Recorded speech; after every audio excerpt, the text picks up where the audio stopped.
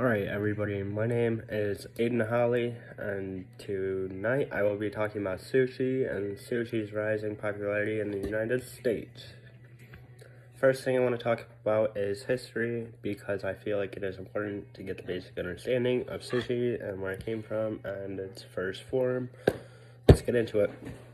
A 4th century dictionary describes a salted fish being rested on cooked rice to undergo fermentation. Fermentation is the process in which lactic acid is produced by keeping bacteria from growing on the fish. During the 16th century, when Buddhism started to spread, they wanted to abstain from eating meat, so many Japanese people started eating fish and rice called nare-zushi. Nare-zushi is just rice and fish. That is it. As the population continued to grow, the expansion of Buddhism allowed for sushi to grow largely in population due to the dietary restrictions of the religion. Although sushi continued to grow in popularity, fish was hard to eat since it was so hard to maintain keeping the fish fresh.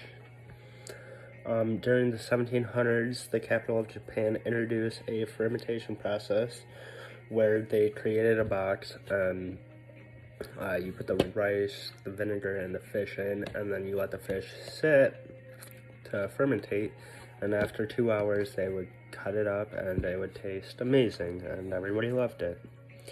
It made it super accessible to many more people. Later in 1824, the first sushi bar opened. It was alongside a river called the Sumida River, and the dude would go get fish and then bring them straight to the restaurant, cut the fish up, and then put it straight into sushi, so it was constantly fresh and constant people were just coming in. It was a very good process. Okay, so that is the history. The second part, I want to talk about how sushi became Americanized. This is the most interesting topic to me. Sushi first came into America during the 1960s in Los Angeles. A man opened a restaurant in little Tokyo called Wakafuku, which allowed American patrons to get the first taste of sushi. And then the same year, a second restaurant opened called Osho, and Osho catered sushi to American actresses, and they also got the first taste of sushi and loved it. This allowed the final push that sushi needed to become an American success. Ever since sushi became brought into America, has continued to expand and evolve over the years while still gaining much appreciation by Americans. Today's sushi is still evolving, and many modern sushi chefs have introduced new ingredients such as black truffles. Also, the preparation. The rest of this talks about the preparation and how it has evolved. There's many different things that have evolved. We'll get into it later. Sushi in America. This is our third topic.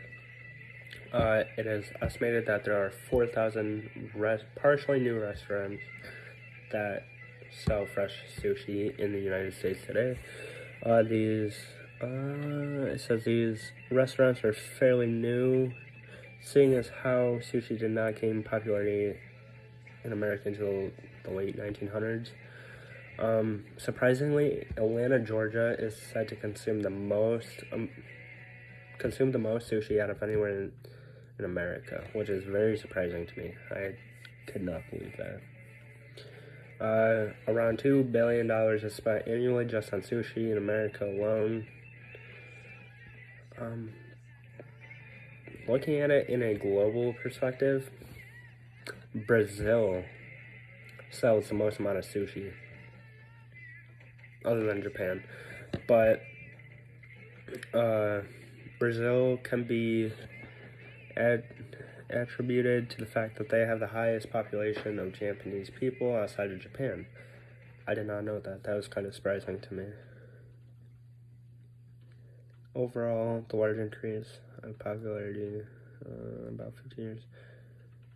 So about 50 years ago, sushi was never even mentioned, or just Chinese food in general.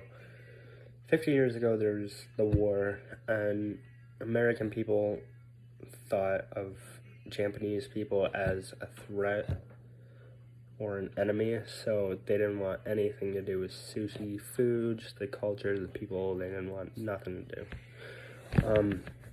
But then, right before, in the 1970s, came a magazine report stating that Americans were obese and that they needed to watch their food. And sushi was a good alternative because it was like low in calories, it's healthy for you, according to all the scientists. But a movie also came out right after the magazine issue, and that also helped boost sushi into America and all around the world. Don't know exactly what movie it is. Yeah, I don't know. We'll get back to it.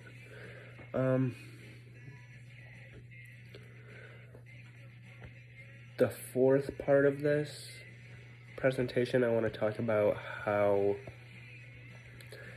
Japanese or Chinese sushi is very different from Americanized sushi. I watched a video or documentary about people taking American sushi to where sushi originally came from, and every citizen who tried it hated it, honestly. They rated it like at least under 5. Like from a scale of 1 to 10, they rated it underneath a 5, which was kind of crazy to me. But the most popular sushi in the Japanese culture is called maki, nigiri, and sushimi.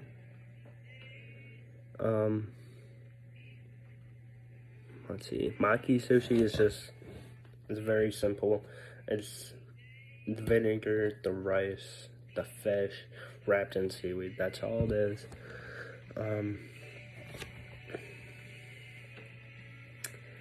For this portion, I want to talk about how America has transformed sushi to fit the culture. Like, we just talked about the maki sushi. There's only one version of maki in Japanese cultures. But in America, there's 100 different kinds. And according to my research, it says that they just throw vegetables and everything in there. It just ruins everything, which I don't blame them. But in China, when you first go into the sushi business, you go through a class. In America, it only takes about 2 months, I'd say at most. And then after that, you just get a certificate and you can start working anywhere that makes sushi.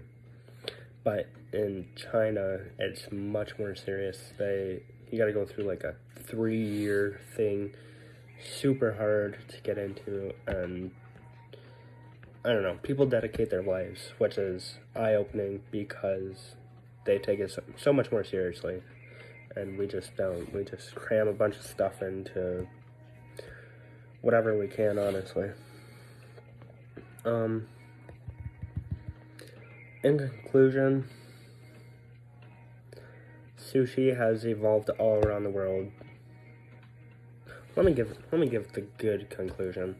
Japanese culture has influenced American food greatly, and popularization of sushi in America is considered fairly recent in our history. Many have regarded the quick and large expansion and popularity of sushi in America as one of the great phenomenons. It is documented how sushi has come into America and its historical background, how it has been westernized, the differences in Japanese and West American culture, which has led to westernization of sushi, and the differences between how sushi is regarded in America versus in Japan and generally throughout the world. These factors allow people to get a better understanding of how and why westernized sushi dishes and traditional Japanese sushi dishes are completely different in today's society. And that concludes my presentation. I just want to apologize for not being able to make it. During the hours I was called into work at 10 in the morning, and I couldn't get out of it. This is my only solution. But I hope you liked it. If you have any questions, let me know. Thank you.